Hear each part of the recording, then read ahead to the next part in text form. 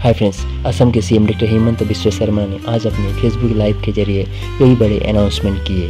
इन announcement में से थे एडीआरई के भाइवा और ओरल टेस्ट के डेट्स, पीजीटी और ग्रेजुएट टीचर के रिजल्ट, रेशन कार्ड में आपको दाल चावल कब से कम रेट में मिलेगा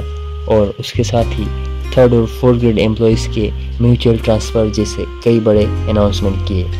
पंचायत निर्वाचনৰ সময়ত আমি আপোনালোকক কৈছিলো যে ৰাজ্য চৰকাৰে প্ৰতিটো পৰিয়াল যাৰ ৰেচন কাৰ্ড আছে তেওঁলোকক দালি, চেনি আৰু নিমখ সুলভ মূল্যত দিয়াৰ ব্যৱস্থা কৰিব। যোৱা কেবিনেটত আমি সিদ্ধান্ত ললো যে ৰাইজক আমি দালি 69 টকাত দিম, প্ৰতি কেজি 1 কেজিকৈ দালি পাব, নিমখ 1 কেজি পাব 10 টকাত আৰু চেনি 1 কেজি পাব 38 টকাত। এই আঁচনিখন কেবিনেটে অনুমোদন দিছে। নাফেডৰ লগত সহযোগিতা কৰি এই আঁচনিখন আমি ৰূপায়ণ কৰিম। 1 অক্টোবৰৰ পৰা এই আঁচনিৰ সুফল আপোনালোকে লাভ কৰিব পাৰিব। এতিয়া কেইটামান নতুন খবৰ, পুৰণি তথ্য পুৰণি খবৰ, কিন্তু নতুনকৈ আমাৰ যুৱ শক্তিক দিব খুজিছো। মুখ্যমন্ত্ৰীৰ আমাৰ CM ট্ৰিপলে আত্মনিৰ্ভৰ অসম আঁচনি, মুখ্যমন্ত্ৰীৰ আত্মনিৰ্ভৰ অসম আঁচনি, এই আঁচনিৰ জৰিয়তে প্ৰতিজন যুৱ ব্যৱসায়ী বা যুৱ উদ্যোগপতিক আমি 2 লাখ টকাকৈ আৰ্থিক সহায় আগবঢ়াম। 25,000 যুৱকে 1 লাখ টকা লাভ কৰিলে। অহা আগষ্ট মাহত আমি তেওঁলোকৰ ব্যৱসায় বা উদ্যোগ চাবলৈ যাম। যিসকলে সফলতাৰে ব্যৱসায় কৰিছে,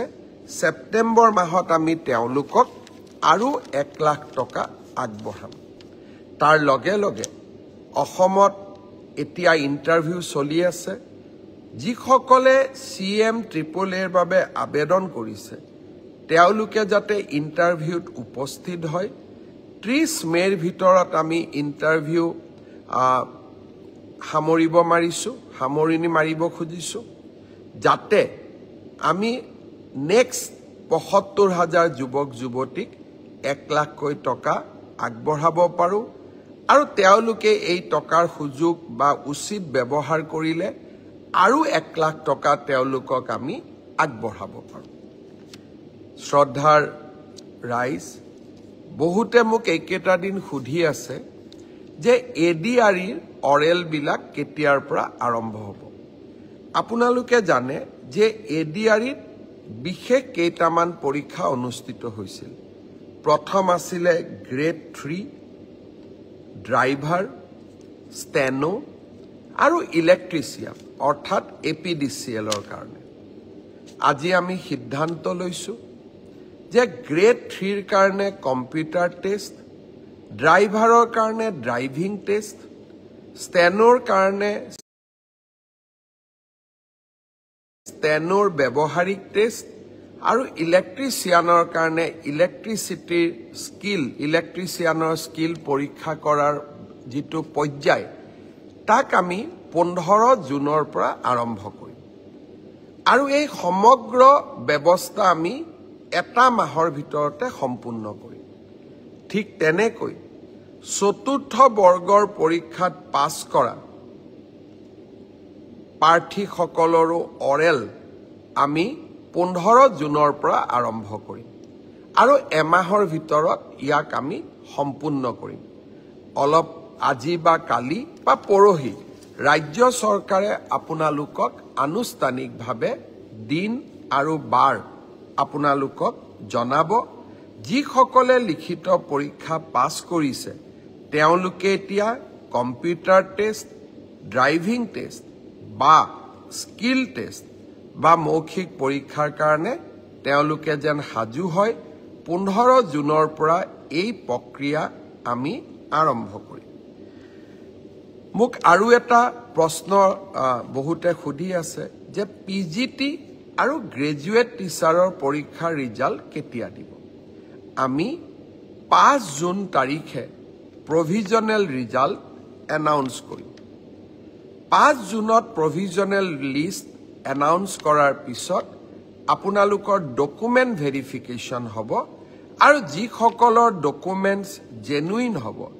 তেওঁলোককে আমি চূড়ান্তভাৱে পৰীক্ষাত উত্তীৰ্ণ হোৱা বুলি ঘোষণা কৰিম অৰ্থাৎ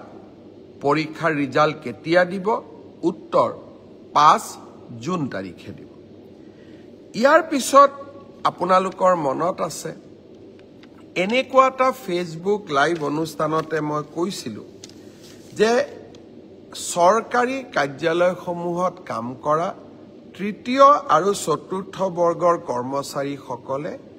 পোৰ্টেলৰ জৰিয়তে মিউচুৱেল ট্ৰান্সফাৰ কৰাৰ সুবিধা লাভ কৰিব প্ৰায় 18,000 চৰকাৰী কৰ্মচাৰীয়ে আবেদন জনাইছিল আৰু মেথছ অৰ্থাৎ কোনোবা আহিব লাগিব কোনোবা যাব লাগিব অৰ্থাৎ মেথছ মেকিং হ'ব লাগিব আমি প্ৰায় 8,000 প্ৰাৰ্থীক মেথছ মেকিং কৰিব পাৰিলোঁ অৰ্থাৎ অহা মানুহো আছে সেই স্থানলৈ যোৱা মানুহো আছে যোৱাকালি মই এই গোটেই বিষয়টো নিজে পৰীক্ষা কৰিছিলোঁ মই আপোনালোকক জনাব খুজিছোঁ যে জুন মাহৰ প্ৰথম সপ্তাহত আমি পোৰ্টেলৰ জৰিয়তে যিসকল যোগ্য হ'ল তেওঁলোকৰ ট্ৰান্সফাৰ অৰ্ডাৰসমূহ আমি মুকলি কৰি দিম অৰ্থাৎ আপোনালোকৰ অপেক্ষাৰ অন্ত পৰিব আৰু আগষ্ট বা ছেপ্টেম্বৰ মাহত এনেকৈ আৰু এবাৰ ট্ৰান্সফাৰৰ সুবিধা দি আমি পোৰ্টেল মুকলি কৰিম অৰ্থাৎ চৰকাৰী কৰ্মচাৰীসকলৰ লগত আমি থিয় হৈ থাকিম শ্ৰদ্ধাৰ ৰাইজ পৰীক্ষাৰ ৰিজাল্ট দিলে মেট্ৰিকৰ ৰিজাল্ট দিলে হায়াৰ ছেকেণ্ডাৰী ৰিজাল্ট দিলে গ্ৰেজুৱেশ্যনৰো ৰিজাল্ট দিব দুটা আঁচনি আমি আৰম্ভ কৰিব লাগিব ছাত্ৰ ছাত্ৰীসকলৰ বাবে গ্ৰেজুৱেশ্যন এইবাৰ 2024 আৰু 25 চনত যিসকল ছাত্ৰ ছাত্ৰীয়ে গ্ৰেজুৱেশ্যন পাছ কৰিলে তেওঁলোকক এইবাৰ আমি জীৱন প্ৰেৰণা আঁচনি আগবঢ়াম নিযুত মইনাৰ হিতাধিকাৰীসকলে এই আঁচনি লাভ নকৰে আন সকলো যুৱক যুৱতীক এই আঁচনি আমি আগবঢ়াম 1 জুনৰ পৰা এই জীৱন প্ৰেৰণা আঁচনিৰ আবেদনৰ পোৰ্টেলটো আমি মুকলি কৰি দিব খুজিছোঁ 2024-25 চনত অসমৰ যিকোনো বিশ্ববিদ্যালয় প্ৰাইভেট ইউনিভাৰ্চিটিৰ পৰা পাছ কৰিলে নহ'ব যিকোনো চৰকাৰী বিশ্ববিদ্যালয়ৰ পৰা পাছ কৰা স্নাতকসকলে এই জীৱন প্ৰেৰণা আঁচনিৰ বাবে আবেদন কৰিব পাৰিব এই আঁচনিৰ জৰিয়তে আমি কি পাম প্ৰতি মাহত আমি 2,500 টকা কৰি এবছৰৰ বাবে আমি লাভ কৰিম এই টকাটো কিয় দিয়া হৈছে যাতে আপোনালোকে ইণ্টাৰভিউত এপিয়াৰ কৰিব পাৰে ইণ্টাৰভিউৰ বাবে নিজক প্ৰস্তুত কৰিব পাৰে আৰু দেউতা মাৰ পৰা যাতে আমি অন্ততঃ এটা বছৰলৈ টকা পইচা বিচাৰিব নালাগে ছাত্ৰ ছাত্ৰীসকলৰ বাবে আমাৰ দুটা আঁচনি এটা হ'ল বিনামূলীয়া নামভৰ্তি অহা 28 তাৰিখে মই অসমৰ কলেজসমূহৰ অধ্যক্ষসকলৰ সৈতে বা 29 তাৰিখে মই অধ্যক্ষসকলৰ সৈতে এখন ভিডিঅ' কনফাৰেন্স কৰিম লক্ষ্য এইবাৰ মই তেওঁলোকক নিজে স্পষ্টভাৱে কম যে যি পৰিয়ালৰ ঘৰত ৰেচন কাৰ্ড আছে তেওঁলোকক আমি কলেজ ইউনিভাৰ্চিটি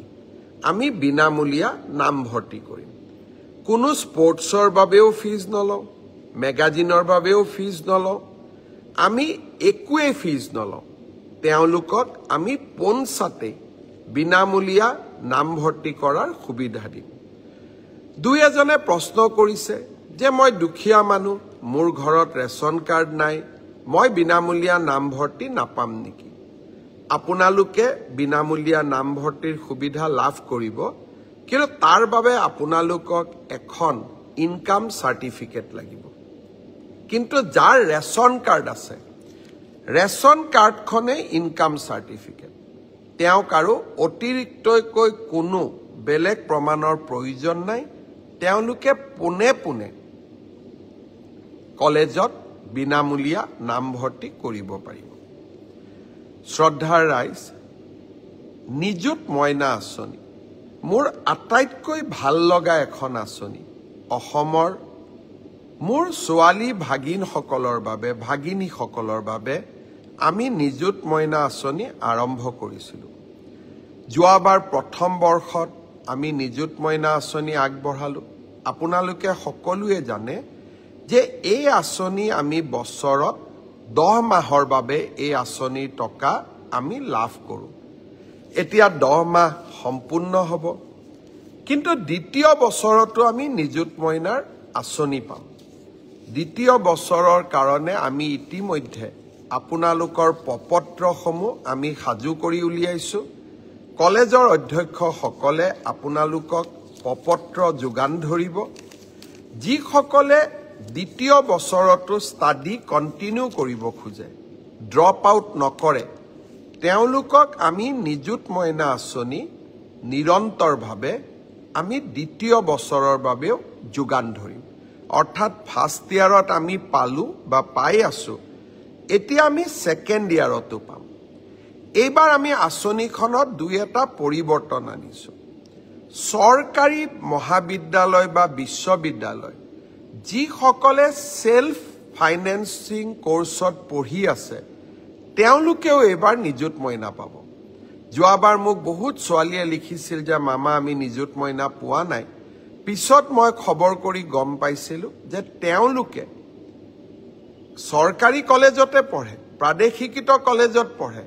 কিন্তু সেলফ ফাইনেন্সিং কোৰ্সত পঢ়ে তাৰ বাবে যোৱাবাৰ আমি নিযুত মইনা দিয়া নাছিলোঁ কিন্তু এইবাৰ আমি সেলফ ফাইনেন্সিং স্কিমত পঢ়া সকলকো আমি নিযুত মইনা আঁচনি দিম প্ৰশ্ন হ'ব প্ৰথমৰ পৰা দ্বিতীয় বৰ্ষত পোৱা সকলে নিযুত মইনা পালে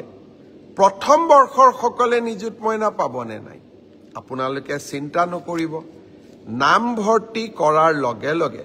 আপোনালোকে নিযুত মইনাৰ প্ৰপত্ৰ পাব আৰু নিযুত মইনাৰ প্ৰপত্ৰ পূৰণ কৰাৰ লগে লগে ক্লাছ 11 ডিগ্ৰী ফাৰ্ষ্ট ইয়াৰ আৰু পোষ্ট গ্ৰেজুৱেট ফাৰ্ষ্ট ইয়াৰত নাম লগোৱা সকলো ছোৱালীয়ে নিযুত মইনা আঁচনি লাভ কৰিব কিছুমানে মোক কৈছে যে মামা স্কুটি নিদিয়ে নেকি এইবাৰ আমি হায়াৰ ছেকেণ্ডাৰী পৰীক্ষাৰ আগতেই বাতৰি কাকতত ডাঙৰ ডাঙৰ বিজ্ঞাপন দি সকলোকে জনাইছোঁ যে নিযুত মইনা আৰু স্কুটি দুইটা আঁচনি ৰাজ্য চৰকাৰে পৰিচালনা কৰিব পৰাৰ সক্ষমতা আমাৰ নাই আমাক কতো আমি টেক্সো নতুনকৈ ল'ব নোৱাৰোঁ সকলোৰে লগত আলোচনা কৰি সকলোৱে আমাক পৰামৰ্শ দিছিল যে স্কুটি ফাৰ্ষ্ট ডিভিজনত পাছ কৰা ছোৱালীসকলে পায় কিন্তু নিযুত মইনা সকলোৱে পাব আৰু সেই কাৰণে আমি নিযুত মইনা আঁচনিখনহে পৰিচালনা কৰিব লাগে স্কুটি আঁচনিখন পৰিচালনা কৰিব নালাগে একেবাৰতে বন্ধ কৰি দিলে কোনোবাই বেয়া পাব সেই কাৰণে এইবাৰ আমি পৰীক্ষাৰ আগতে সকলোকে কৈছোঁ যে 80% লাভ কৰা লৰা আৰু ছোৱালীকহে এইবাৰ আমি স্কুটি দিম কিন্তু যিসকলে স্কুটি নাপাব